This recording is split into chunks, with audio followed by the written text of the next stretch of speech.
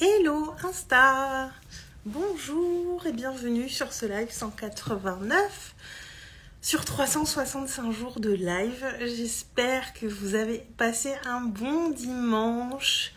Et ouais, moi ça a été sous le signe de l'intériorité ce dimanche. J'ai commencé à refaire mon tableau de visualisation, à recommencer parce que bon, ça prend un peu de temps et je prends mon temps, je pense que je le finirai demain, tranquille. Et je me dis que vous connaissez peut-être pas tous cet outil de développement personnel qui est quand même top et qui, je sais, est très utilisé par beaucoup de personnes.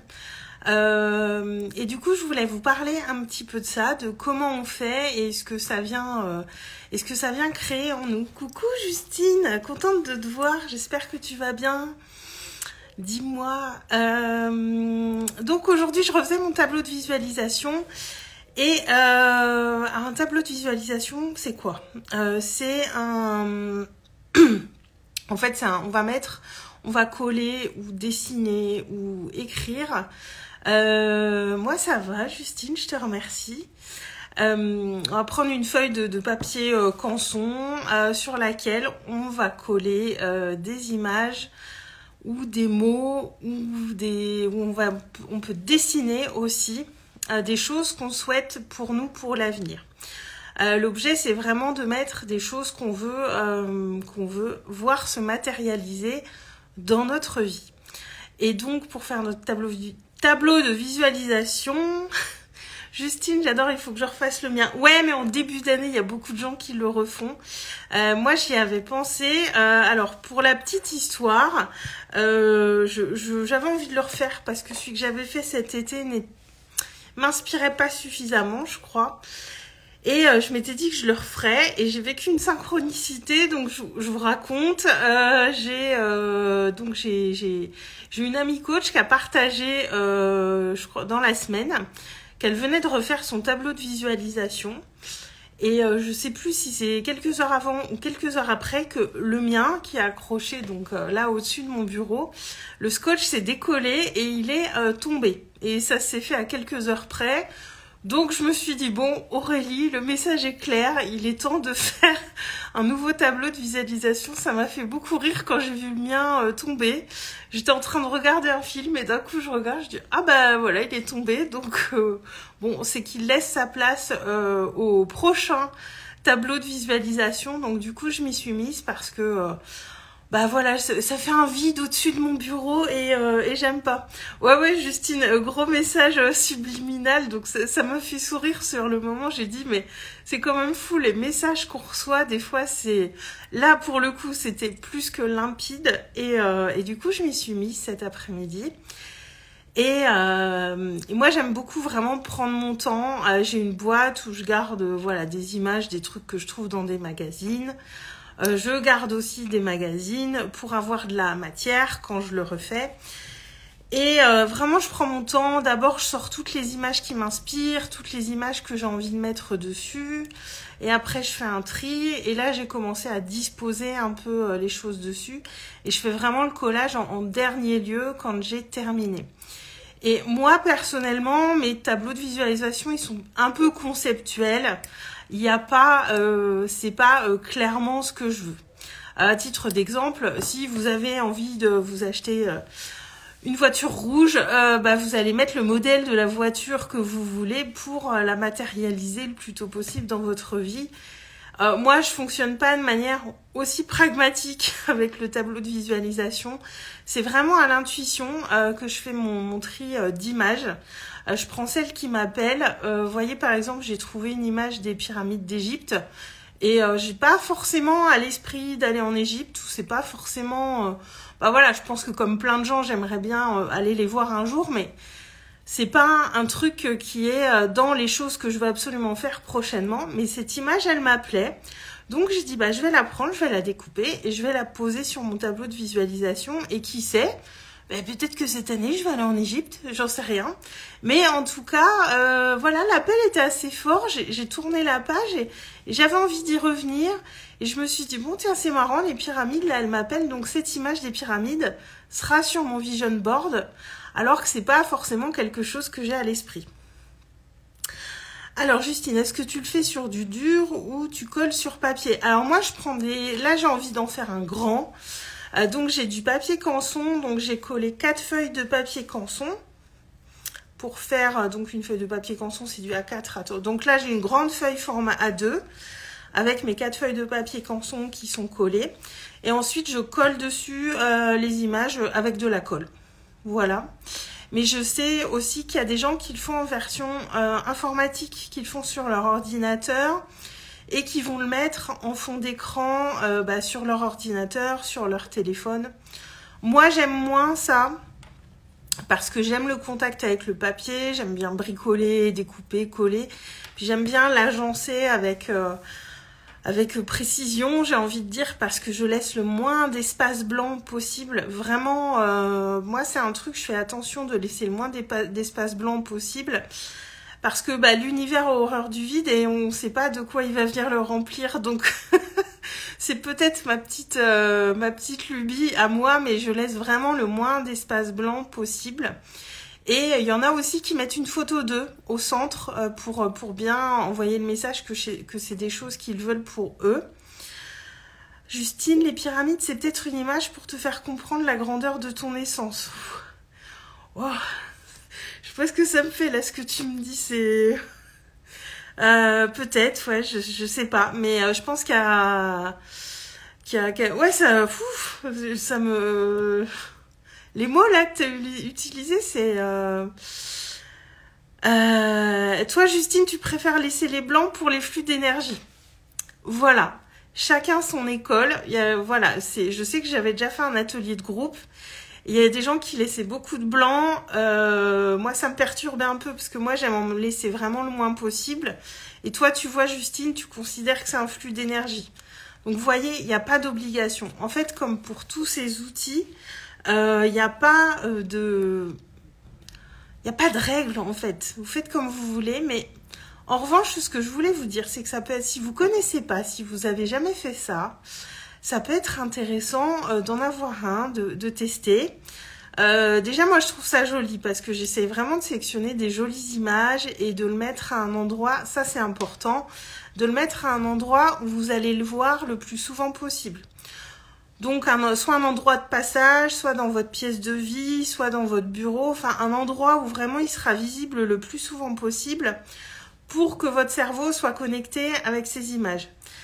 Parce qu'en fait, ce que ça crée, le tableau de visualisation, c'est que ça va porter notre attention d'une manière consciente et inconsciente sur ces choses qu'on veut et qui sont sur le tableau. Et il y a des choses qui s'activent dans le cerveau et quand notre attention est portée sur quelque chose, on va plus facilement trouver les moyens de les réaliser et sans s'en rendre compte, on se dirige vers ce qu'on veut. Je vais vous donner un exemple. Il y a 3-4 ans, j'avais fait un tableau de visualisation avec l'image un petit peu de mon futur appartement que je voulais, notamment sur la pièce de vie. Parce que voilà, je voulais une disposition... J'avais une disposition qui me plaisait, cuisine américaine. Je voulais quelque chose vraiment de très ouvert.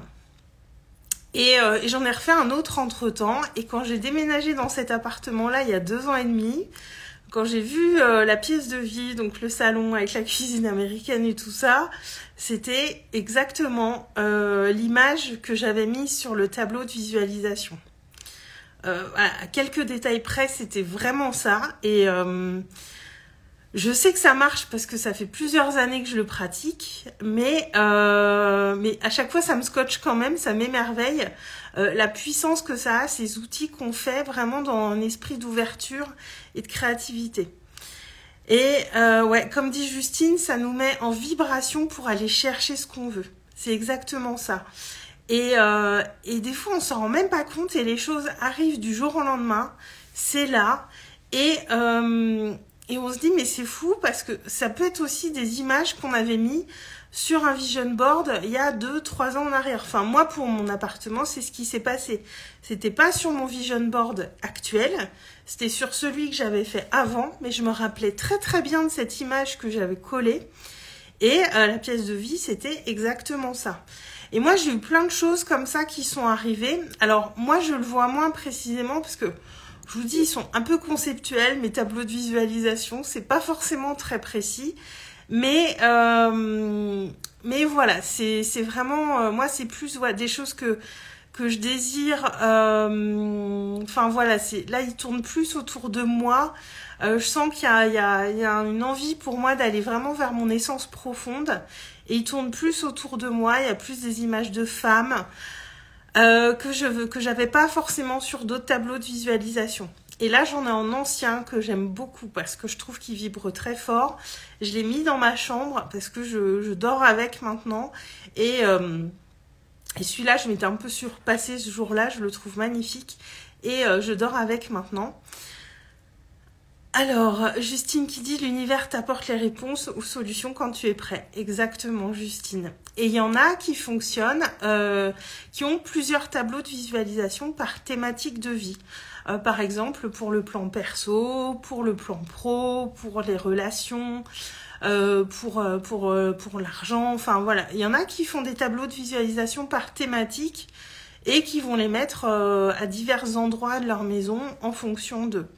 Donc, il y a vraiment une liberté de création pour ça, parce que je vous dis, on peut dessiner, on peut mettre des photos, on peut mettre des images, on peut mettre des symboles. Moi, j'ai mis un symbole de protection, là, sur celui que je suis en train de faire.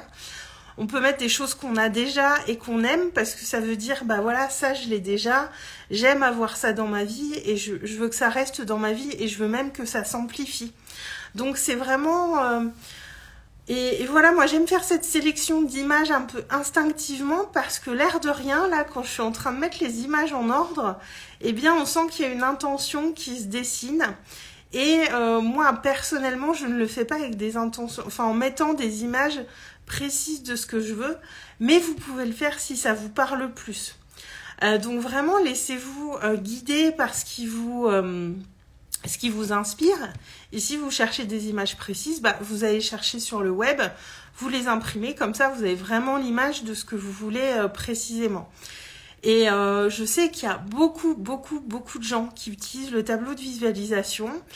C'est un outil qui est très connu, mais je me dis que vous le connaissez peut-être pas tous, donc je trouvais ça intéressant de vous en parler. Et bah voilà, n'hésitez pas à le faire. Et puis moi, je trouve aussi, voilà, moi j'aime bien... Voilà, j'aime bien dessiner, j'aime bien le contact avec le papier, tout ça, mais parfois je dessine des trucs, c'est pas forcément beau. Et ça, c'est un moyen de créer du beau facilement parce que c'est simplement découper et coller des images. Et voilà, moi j'aime être entourée de beau. Et ça, voilà, pour moi c'est important de prendre mon temps et de faire un truc joli parce que bah, je passe tout le temps devant, il est beaucoup sous mes yeux. Et bah, je veux avoir du plaisir à le regarder. Donc vraiment, mettez-y voilà, cette volonté d'avoir du plaisir à le regarder et à vous en imprégner. Et moi, je le refais parfois dans l'été.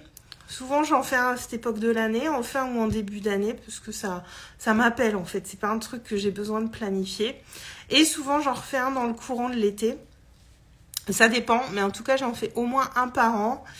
Donc voilà, je voulais vous partager cet outil-là qui est assez surprenant et voilà, je vous invite à tester et à voir en fait si les choses arrivent dans votre vie dans le futur. Ça se matérialise pas forcément tout de suite. Parfois, ça peut aller vite. On ne sait pas, mais en tout cas, moi je vois vraiment ça comme des graines qu'on vient planter et des intentions puissantes aussi qu'on vient poser. Et ben, je voulais assez souvent partager. Les intentions qu'on pose pour ce qu'on veut pour notre vie sont vraiment puissantes. Donc voilà, ne négligez pas ces petits outils qui sont aussi un bon moment de connexion à soi, d'introspection. Voilà, mais prenez votre temps quand vous le faites. Faites pas ça à l'arrache. Et si vous avez des enfants ou autres, bah, faites-le avec eux parce que c'est un atelier créatif qui est assez sympa à faire. Et bah voilà, je l'ai jamais fait avec des enfants, mais je suis sûre que bah en même temps du découpage, du collage, tout ça, la plupart des enfants aiment bien faire ça. Et moi, je trouve que c'est une belle manière aussi de leur apprendre à poser des intentions et à mettre de la conscience aussi sur ce qu'ils veulent, pour eux et pour leur vie. Voilà ce que je voulais vous partager aujourd'hui. Dites-moi si vous connaissiez cet outil ou pas. N'hésite pas à venir m'en parler, on échange en DM et puis évidemment je vous partagerai en story le mien quand j'aurai terminé de le faire pour que vous puissiez voir ce que ça donne. Voilà. Je vous embrasse très très fort, je vous dis à demain et je vous souhaite une belle soirée. Ciao!